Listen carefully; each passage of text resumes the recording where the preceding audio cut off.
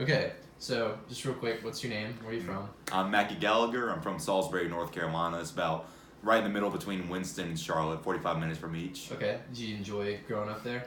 Yeah, I did. I mean, it could have been a whole lot better. It's a country town.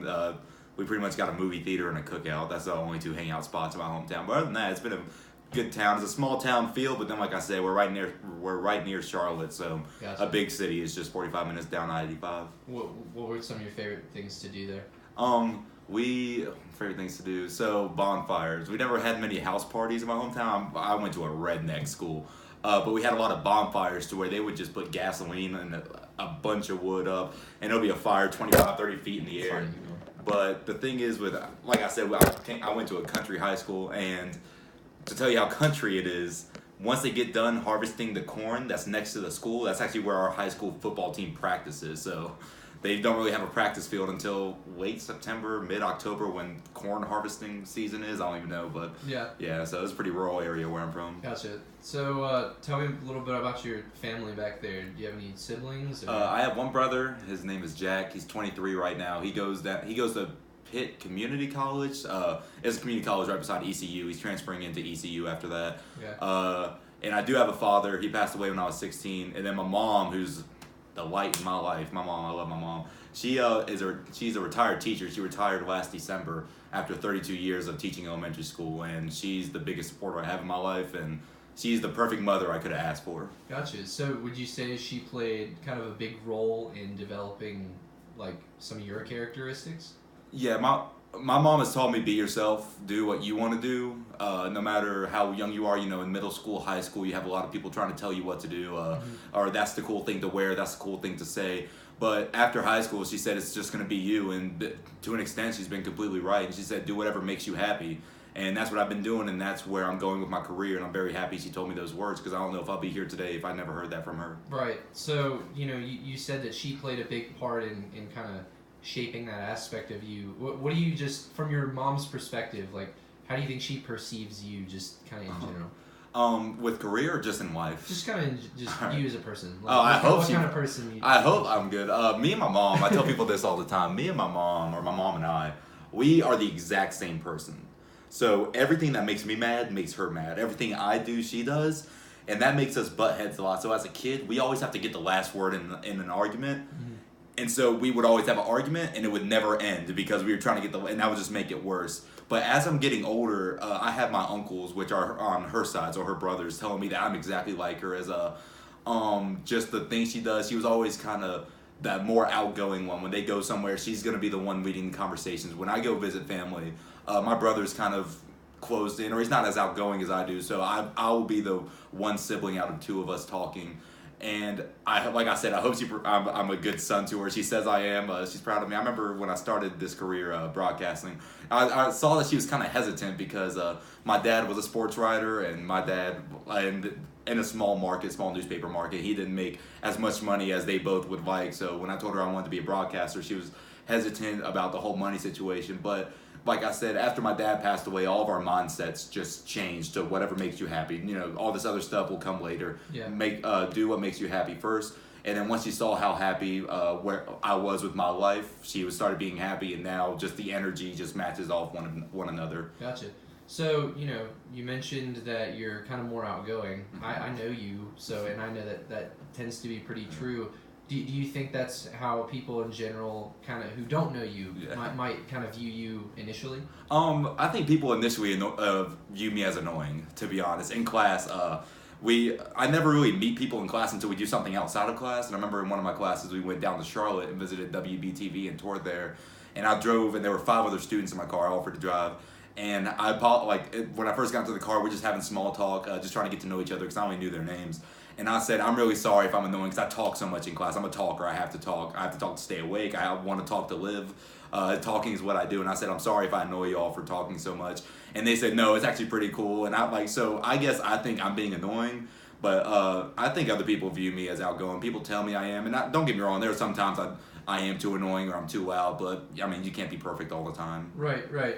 So just kind of like to shift gears a little bit, you said you're interested in like speaking for a living. What's your major right now? My major is electronic media broadcasting. I'm a junior right now. I hope I graduate on time. I'm supposed to be graduating May of next year, and right now it's looking that way. Yes, eventually I want to be a sports broadcaster. Now there's more money in actual play-by-play broadcasting, whether it's TV or radio.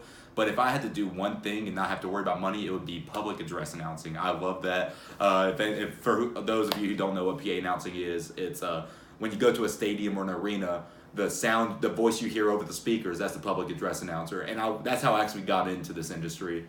The first game I announced was junior year of high school. It was my high school baseball team. And I just started yelling into the mic, and it sounded good. People liked it, and they kept on telling me to. I got that little bit of a dopamine rush when they're telling me I'm good. I'm like, oh, I want to keep doing it. And then it transferred into me doing every sport senior year. Then I got a couple jobs at some local radio stations.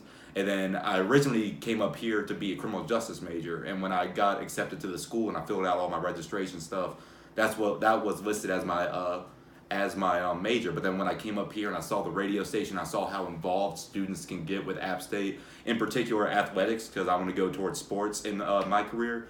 I changed it to electronic media broadcasting because I knew right then and there that's what I wanted to do with my life. So you mentioned being involved at the radio station. Along with that, maybe describing that a little more. What other kind of things are you doing outside of the classroom to kind of take yourself in the direction of your career path? So outside of, and this is going to be before this year and also this year. Right now, like I said, I am on the sports team at WASU. And then with you, I call games for the High Country Grizzlies, which is the arena football team up here. Gray is the color commentator. I am the play-by-play announcer. And then last summer, minor league baseball team for the Chicago White Sox, single A affiliate. Kannapolis Intimidators, I did PA and I took down some stats for them. I'd done PA and play-by-play announcing for American Legion Baseball in my home county. I MC talent shows at the local elementary schools from where my mom taught at. Anywhere I can be behind the mic to help better my craft, because I'm nowhere near perfect, I will do it. So anytime someone comes up to me with an offer, whether it's paid or not, I will say yes. Absolutely. So, you do all those things. Obviously, you're already pretty much getting involved in the sports broadcasting community. Have you noticed things that may be potential limitations at all thus far? Limitations? Or maybe just challenges? Challenge is it's the work, the scheduling. There's no 9 to 5, no matter what reporting you do, whether it's sports broadcasting, whether it's news, anything at a radio or TV station. You can work holidays. I've called I remember I called games for a Christmas tournament, which is a basketball tournament put on in my home county, Rowan County at Catawba College, where every local high school just compete. And I've announced those games, and that happens on Christmas. And also, probably just time. There are some days even working at WASU when it comes to my other job at Chick-fil-A, school, and then WASU, and now the Grizzlies. Sometimes I'm not getting home until 10:30, then I still have 2 hours of homework to do. So that's definitely been the biggest challenge is time, but that's definitely helped my time management skills this year as well. When you think about going into the industry and trying to get a job initially after you graduate, what are some things that you maybe stress about a little bit going into that process? What am I looking forward for in a job? Or just, okay, now it's time to go get a job, or even you get your first job. What are just maybe a couple of things that, maybe in your perception you're a little anxious to deal with? I would say the pace of the business. I always try to go up in broadcasting, whether it's I'm doing PA for a high school team. Okay, next year I want to do it for a summer league team. After that, a minor league team. And they are all progressively getting faster and faster. Now, WASU so far and the Grizzlies especially have been the fastest sports broadcasting jobs I've had. And sometimes I struggle keeping up, but I always manage to. And I'm kind of anxious about the speed of the real world. Once I graduate and get that degree, when I get a real job at a big TV station, I want to go to a big market. I want to live the city life. I'm eyeing Boston. I'm trying to get on Sports Talk up in Boston. I've been trying to apply for jobs up there. Haven't heard back. I'm not really surprised about that. But what I would say the speed is why I'm most anxious. I hope that I'll be able to adapt, because if you don't adapt, they're just going to hire someone that will. And I hope I'm that person that can. So you mentioned, Boston might be a cool spot. If there were no limitations whatsoever and you could just pick what job you wanted right now, describe that job to me. Pick a job that I wanted right now, no limitations. No limitations. PA announcer for the Charlotte Hornets. That's exactly what I want to do. Okay. No Boston? You want to be in Charlotte? No, well, if I had to pick, eventually, my actual dream, my ultimate dream is to